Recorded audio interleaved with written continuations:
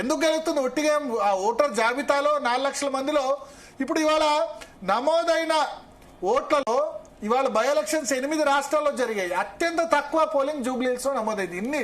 ఇన్ని దొంగ ఓట్లు వేశారు అని చెప్పి ఆరోపణ చేస్తున్నా అత్యంత తక్కువ పోలింగ్ జూబ్లీహిల్స్ లో ఎందుకు నమోదైంది? కారణం ఏంటంటే అన్ని బోగస్ ఓట్లు. 4 లక్షల ఓట్లలో 2,50,000కు మించి ఓట్లు లేవు. మిగతా 1,50,000 ఓటర్లు ఎక్కడున్నారో ఎవరికి తెలియదు. ఇప్పుడు ఇది నిజంగా షాకింగ్ భరత్. ఓటర్లు ఓటు వేయడానికి ఆసక్తి చూపలేదు. ఎందుకు అత్యల్పంగా నమోదైంది? ఓట్లు ఉంటే కదా అసలు 60 నుంచి 65% ఓటర్లే. మిగతా అంతా బోగస్ ఎన్రోల్మెంట్, లేకపోతే ఇక్కడ ఉన్నవాడు వేరే దగ్గరికి వెళ్తాడు. 2 ఓట్లు ఉంటాయి. ఒకసారి ఇక్కడ కిరాయికి ఉండి వచ్చి వేరే నియోజకవర్గం వెళ్ళిపోతాడు. కొన్నేమో బోగస్ ఓట్ల ఎన్రోల్మెంట్. వాళ్ళు వస్తే వస్తారు, లేకపోతే లేదు. సో ఈ 8 రాష్ట్రాల్లో ఇవాళ పోలింగ్ జరిగితే కేవలం తెలంగాణలో మాత్రమే అత్యల్ప పోలింగ్ శాతం నమోదైంది. జూబ్లీహిల్స్ లో 47% వరకు 55% క్రాస్ చేయొచ్చు. అయినా సరే పోయినసారి కంటే ఎక్కువనే. సో నేను మళ్ళా రిపీట్ చేస్తున్నా, ఇవాళ బీఆర్ఎస్ క్యాడర్ ఆందోళన చేస్తుంది కదా, ఇప్పటికైనా మీ అధినేతకు చెప్పండి, మీ అధినేత కేసీఆర్ చెప్పండి, పార్టీ సంస్థాగత నిర్మాణం చేయండి. షేక్పేటలో ఏజెంట్ లేడు మీకు కూర్చునేందుకు. అంటే మీరు అది ఎంఐఎం వదిలేశారు. ఎందుకంటే షేక్పేట డివిజన్ లో కార్పొరేటర్లు ఎంఐఎం వదిలేశారు. ఫ్రెండ్లీ కంటెస్ట్ లో వాళ్ళు గెలిస్తే గెలవడానికి వదిలేశారు. ఇప్పుడు ఏం జరిగింది? మీకు కూర్చునేందుకు అక్కడ ఏజెంట్ లేడు. మీరు ఇచ్చిన ఏజెంట్లని కాంగ్రెస్ పార్టీ నిన్ననే వాళ్ళందరినీ క్యాప్చర్ చేసేసింది. వాళ్ళేం భారతీయ జనతా పార్టీ కాదు కదా, సిద్ధాంతం ద్వారా వచ్చిన వాళ్ళు కదా. ఎవరు డబ్బులు ఇస్తే వాళ్ళకు అదవుతారు. నిన్ననే కాంగ్రెస్ పార్టీ చేసేసింది. సో ఇది అంటే నేను సింపుల్ గా ఇప్పుడే జాయిన్ అయిన ప్రేక్షకుల కోసం నేను చెప్పాల్సింది ఏంటంటే, జూబ్లీహిల్స్ ఎన్నిక ఒక విధంగా చెప్పాలంటే ఫ్రీ అండ్ ఫెయిర్ ఎలక్షన్ జరగలేదు. ఉదయం నుంచి కూడా మాగంటి సునీత గొడవ చేస్తున్నారు, బీఆర్ఎస్ నేతలు గొడవ చేస్తున్నారు, మిగతా వాళ్ళు గొడవ చేస్తున్నారు.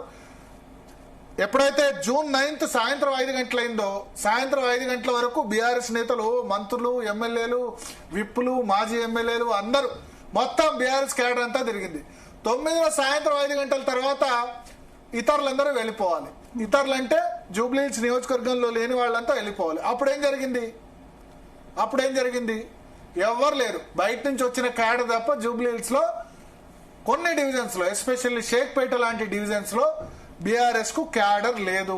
10 సంవత్సరాల అధికారంలో ఉండి కూడా వీళ్ళు క్యాడర్ బిల్డప్ చేయలేకపోయారు. క్యాడర్ బేస్డ్ పార్టీ కాకుండా అయిపోయింది. ఇప్పటికీ జిల్లా అధ్యక్షులు ఎవరు, మండలాధ్యక్షులు ఎవరు, బూత్ స్థాయి నిర్మాణం ఏ పార్టీకి లేదంటే బీఆర్ఎస్ పార్టీకి. సో ఆ విధంగా ఇవాళ ఉండడం వల్ల క్లియర్ గా తేలిపోయింది. ఇప్పటి వరకు పడ్డ ఏదైతే వాళ్ళు 9వ తేదీ వరకు అనుకున్నారో, మేము చాలా ఆధిక్యతలో ఉన్నాం, చాలా అద్భుతంగా చేస్తున్నాం అని ఏదైతే ఉన్నారో అదంతా కూడా ఆవిరైపోయింది. ఎట్ ది సేమ్ టైం అధికార పార్టీ బై ఎలక్షన్స్ గ్రామీణ ప్రాంతాల్లో అయితే ఓకే, నీకు పార్టీల వైజ్ వాళ్ళు ఉంటే వీళ్ళు ఫైట్ చేస్తారు. మునుగోడు జరిగిందనుకోండి, వీళ్ళు ఫైట్ చేస్తే వాళ్ళు ఫైట్ చేశారు. బీఆర్ఎస్, బీజేపీ, వీళ్ళు కాంగ్రెస్ అందరూ కొట్టుకున్నారు. ఇక్కడ సిటీలో ఎవడు పక్కింట్లో ఎవడు కూడా సంబంధం లేదు. నా పక్కింట్లో ఎవరు ఉంటారో నా మొహం కూడా నేను చూడను.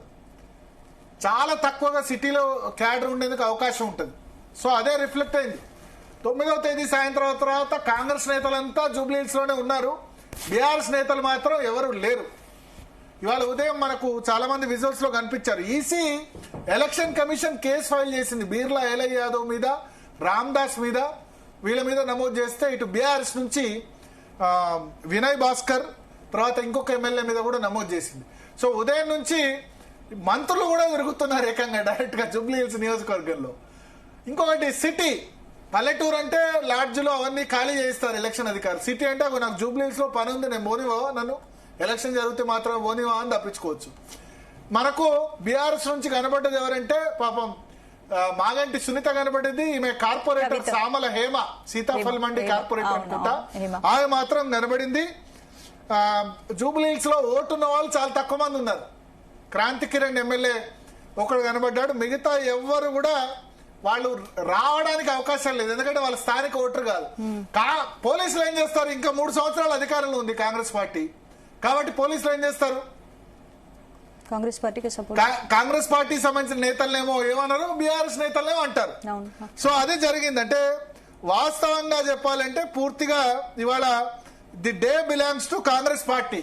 ఈ రోజు కాంగ్రెస్ పార్టీకి చెందింది. ఎంఐఎం సహకారంతో కట్టేసి ఎంఐఎం వల్ల ఏం జరుగుతుంది అంటే